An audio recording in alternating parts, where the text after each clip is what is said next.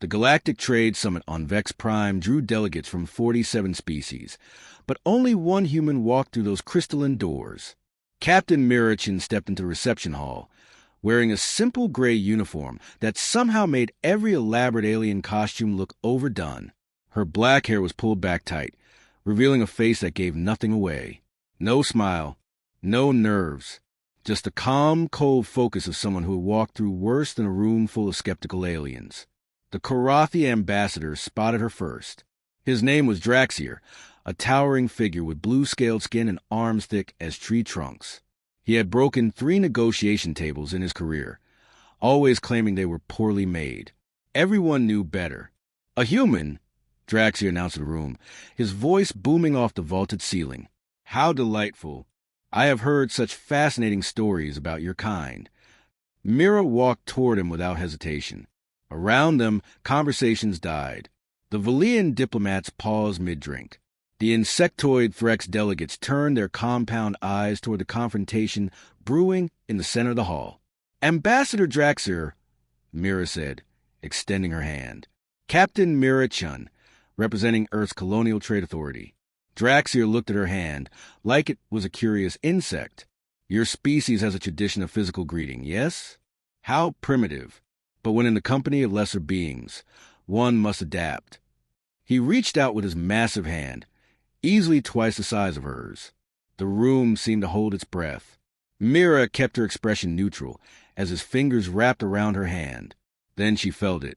The pressure, the slow, deliberate increase of force meant to make her wince, to make her gasp, to make her pull away. She did none of those things. Instead, something flickered in her eyes. Not pain. Something else. Something that made Draxor hesitate for just a fraction of a second before he doubled down, applying even more pressure. "Tell me, Captain." Draxor said through a smile that showed too many teeth, "How does your fragile species expect to compete in galactic commerce when you cannot even withstand a simple greeting?" Around them, other delegates watched with barely concealed interest. This was the game. The eternal testing of newcomers. Humans had only joined the Galactic Council 3 years ago, and most species still viewed them as soft creatures from a backwater world. Mira's jaw tightened slightly. Not from pain. From the effort of holding back. "Fragile," she said quietly. Her voice carried a strange quality now, something that made the nearest delegates take an involuntary step backward. "That is an interesting word choice." Then she squeezed back. Draxor's eyes widened. His smile faltered. The crushing pressure he had been applying suddenly met resistance, then reversal. His fingers, designed to bend steel, found themselves being compressed by something they could not overpower. "What?" he started to say. Mira's expression never changed. "On Earth, ambassador, we have a saying. Never start something you cannot finish." The sound started small. A creak, then a pop, then a crack that echoed through the silent hall, like a gunshot. Draxor's roar of pain shattered the crystalline silence. He tried to pull away, but Mira held his hand in an iron grip, not squeezing now, just holding, keeping him exactly where he was. "Release me," he bellowed, his free hand reaching for her. She caught his second hand with her left, the movement so fast it blurred. Now she held both his hands, and the great Karathi ambassador, who stood nearly 8 feet tall and weighed 400 pounds, found himself completely immobilized by a human who barely reached his chest. "Let me explain something about humans," Mira said conversationally, as if she were discussing the weather instead of holding a struggling alien twice her size. "We evolved on a Deathworld. Do you know what that means, Ambassador?" Draxor thrashed, trying to use a superior mass to break free. It accomplished nothing. "It means," Mira continued, "that our planet tried to kill us every single day. Predators that hunted in packs. Diseases that decimated populations. Whether that could freeze or boil us. Gravity that makes most species collapse in exhaustion just walking across a room." Another crack. Draxor's scream hit a higher pitch. "And we did not just survive," Mira said, her voice dropping to something cold and precise. "We thrived. We became the apex predator of a world designed to produce apex predators." The Valian ambassador finally found his voice. "Captain Chun, perhaps you should consider..." Myra's eyes flicked toward him. Just a look. Just a glance that somehow conveyed volumes about what would happen if he finished that sentence. He did not finish it. "Our bones are nearly unbreakable," Mira said, turning her attention back to Draxor. "Our pain tolerance is so high it frightens our own doctors. We heal from injuries that would kill most species. And our grip strength." She paused, letting another small crack punctuate her words. "Well, you are experiencing that firsthand, are you not?"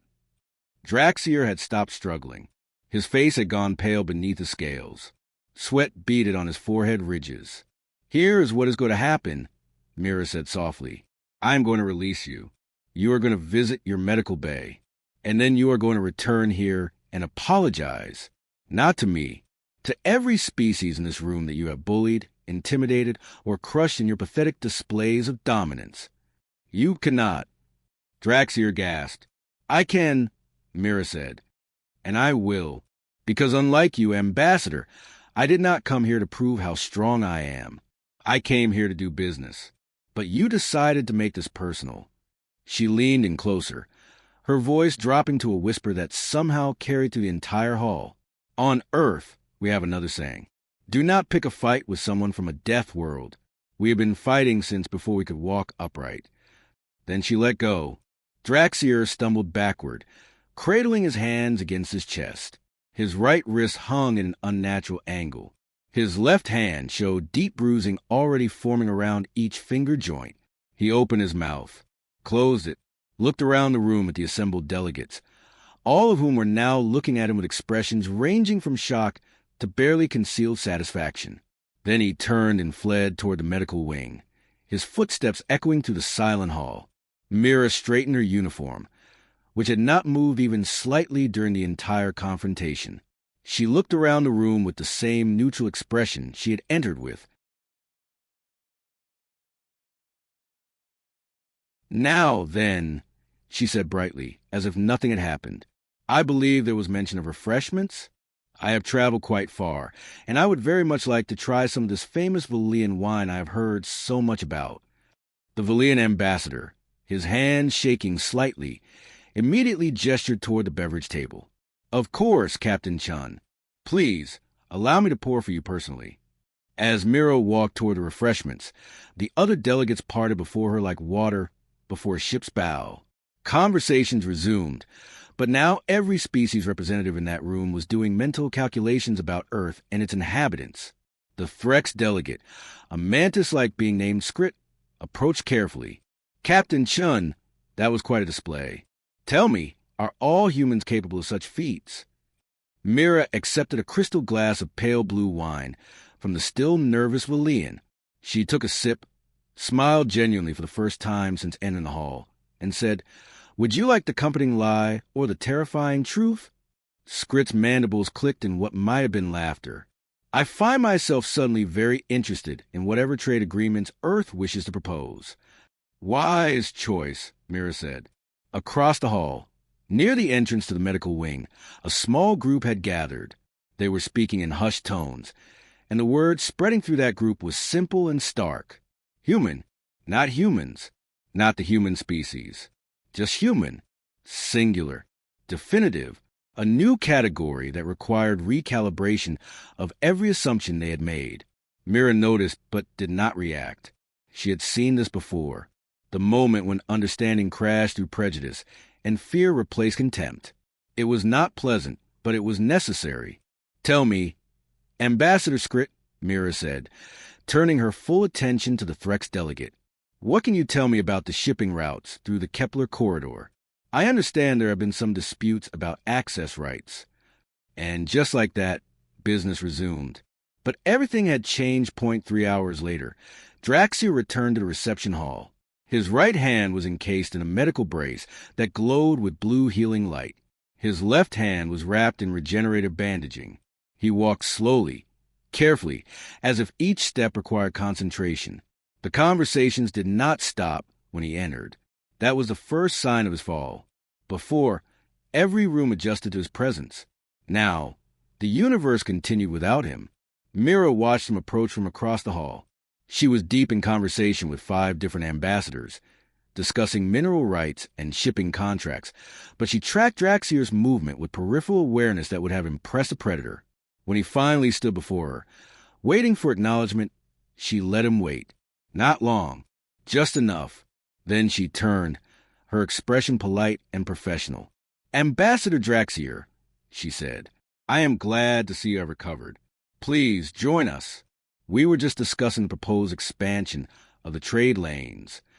Draxor looked around the circle of delegates, every one of them watching with expressions that dared him to refuse, to make a scene, to give them a reason to exclude him from negotiations that could shape the next decade of commerce. He swallowed hard. Then, in a voice stripped of its earlier arrogance, he said, "Captain Chen, I owe you an apology." Mira shook her head. "Not to me, Ambassador. I am not the one who matters here." She gestured to the assembled delegates. The Valian ambassador who had witnessed 100 of Draxor's power plays. The Threx delegate who had been forced to accept unfavorable terms 3 times. The small, furry Piscian representative who had once left a negotiation in tears after Draxor mocked her species. Draxor's shoulders slumped. He started, then stopped, tried again. "I have conducted myself without honor. I have used intimidation where I should have used diplomacy. I have caused harm where I should have sought cooperation." He turned to each delegate in turn. "Ambassador Kelvin, I apologize for the 3 treaties I forced upon your people using threats rather than negotiation. Ambassador Skrit, I apologize for the tariffs I imposed unilaterally. Representative Lena, I apologize for—" His voice cracked slightly. "I apologize for making you question your worth as a delegate." The silence that followed was not hostile. It was simply waiting. Finally, Lena, the small Piscian, whose people stood barely 3 feet tall, spoke. Her voice was soft but carried clearly. "Apology noted, Ambassador. Whether it is accepted will be determined by your future actions." Draxor nodded slowly. Then he turned back to Mira. "You could have shattered every bone in both my hands. The medical team said you stopped precisely at the point of maximum pain without permanent damage. That required control I cannot comprehend." Mira's expression softened slightly. "Ambassador, I did not come here to humiliate you. I came here to stop you. There is a difference." "Why?" Draxor asked, and now there was genuine confusion in his voice. "Why show restraint after I showed you none?" "Because revenge is easy," Mira said quietly. "Any fool can escalate violence. It takes strength to choose when to stop." She paused and added, "And because you needed to learn a lesson, not become a martyr. If I had destroyed your hands completely, you would have told yourself I was a monster. You would have learned nothing except to hate humans. But this way—" She gestured to his braces. "You know I could have done worse. You know I chose not to. And now you have to ask yourself why." Draxor stared at her for a long moment. Then, slowly, he nodded. "Your species is more complex than I assumed." "Most species are," Mira said. "That is usually the problem." Skrit clicked his mandibles again. "Captain Chen, I must ask, you mentioned humans evolved on a Deathworld. Is this common knowledge among your people?"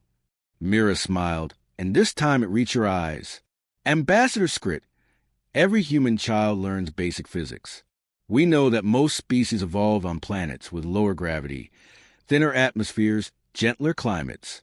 We know that what is comfortable for us is lethal for others. We know that what we consider mild exercise would hospitalize most species." She took another sip of wine. "We know we are dangerous. The question is, what do we do with that knowledge? And what does Earth do with it?" Kelvin asked carefully. "We build safeguards," Mira said. "Every human in diplomatic service undergoes extensive training in force control. We are taught exactly how much pressure will injure each species. She set down her glass. But we are also taught when to use our strength. When someone like Ambassador Draxor attempts to establish dominance through violence, we are authorized to respond proportionally, not excessively, not cruelly, but firmly enough that the lesson sticks." Draxor made a sound that might have been a bitter laugh. "I have been teaching the wrong lessons for a long time. Then teach better ones going forward, Mira said simply. That is all anyone can do. The conversation gradually shifted back to business. Trade routes were discussed. Tariff structures were debated. Shipping schedules were coordinated. But underneath it all, a new dynamic had been established. Hours passed. Agreements were drafted. Preliminary contracts were signed. And through it all, Mira conducted herself with the same professional competence she had shown from the start, as if crushing a bully's wrist was simply another item checked off her to-do list. As the summit wound down, Lena approached Mira privately. "Captain Chen, may I speak with you?" "Of course, Representative." Lena glanced around, ensuring they had relative privacy. "My people have been trying to join the Galactic Council for 5 years. Every time, we face the same objections. We are too small, too weak, too vulnerable to be taken seriously in galactic affairs." She looked up at Mira with large, earnest eyes. "But you are not large either, not compared to species like the Karathi. Yet you commanded this room with ease. How?" Mira knelt down to bring herself closer to Lena's height. "May I tell you something my grandmother taught me?" Lena nodded eagerly. She said that strength is not about size. It is about knowing your capabilities and using them wisely. She said the strongest person in any room is not the one who can hurt others most easily, but the one who chooses when to use their power and when to show mercy. Mira smiled gently. "Your people have survived 5 years of rejection. That is a different kind of strength, persistence, determination, refusing to give up when others would have quit. Those are the qualities that make great leaders." Lena's eyes glistened. "Do you truly believe that?" "I know it," Mira said firmly. "And I will be recommending to Earth's Council that we support your application. We need more species who understand that strength without wisdom is just brutality." "Thank you," Lena whispered. As Mira stood, she saw Draxor watching from across the room. He met her eyes, and this time there was no challenge in his gaze. Just acknowledgement, perhaps even respect. She nodded to him. He nodded back. The summit concluded with more progress than anyone had expected. Treaties were signed. Alliances were formed.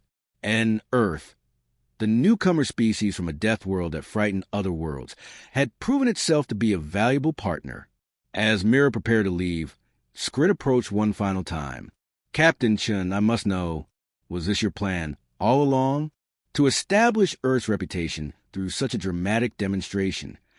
Mira laughed, a genuine sound of amusement. "Ambassador, I hope to have a quiet summit, sign some papers, and go home. But I have learned that the universe rarely cooperates with hopes. So you simply adapted," Skrit observed. "That is what humans do best," Mira said. "We adapt, we overcome, we survive. And occasionally, when necessary, we remind others that being kind is not the same as being weak." She extended her hand to Skrit. He hesitated only a moment before grasping it carefully with his manipulator appendage. "A pleasure doing business with you, Ambassador," Mira said. "The pleasure," Skrit replied, "and the education were entirely mine." As Mira walked out of the reception hall, she passed Draxor one final time. He stood near the entrance, his hand still braced, watching the delegates file past. "Ambassador," she said quietly. He turned. "Captain, the medical team can fully heal your wrist within a week," she said. "But I suspect you will choose to wait longer." Draxor's eyes widened slightly. "How did you know?" "Because some lessons need to leave a mark," Mira said. "Not forever, but long enough to remember." She paused at the door. "Use this time wisely, Ambassador. Decide what kind of legacy you want to leave." Then she was gone, leaving behind a reception hall full of delegates who would spend the next year telling and retelling the story of the human captain who turned a handshake into a lesson in power, restraint, and the difference between strength and violence. Back on the Karathi homeworld, when news of the incident spread, there was outrage, then confusion, then slowly understanding. Earth had announced itself not through conquest or threats, but through a single moment of control force that said everything about who humans were and how they would conduct themselves in galactic affairs. Dangerous when provoked, merciful when possible, and always willing to teach those who needed to learn. In the end, Draxor kept his medical braces for 3 weeks longer than necessary. And every time someone asked about them, he told the story honestly, without embellishment or excuse. It became known as a Handshake incident, and it changed everything. Human diplomats were no longer dismissed or underestimated. Human trade proposals were considered seriously. And across the galaxy, bullies who had ruled through intimidation suddenly found themselves wondering if the next hand they tried to crush might crush them back. Mira Chen returned to Earth a hero, though she never sought the title. She simply filed her reports, recommended Lena's people for council membership, and returned to her normal duties. But she kept a photograph that someone had captured at the summit. It showed her standing in the reception hall, surrounded by delegates of a dozen species, all leaning in to hear her speak. In the corner of the image, barely visible, stood Draxor, and if you looked closely, you could see that despite his injuries, despite his humiliation, he was almost smiling. Because sometimes the most valuable lesson is learning that being wrong is not the end. It is just the beginning of being better. And that was a lesson worth breaking bones to learn. Claude can make mistakes. Please double-check responses. Sonnet 4.5.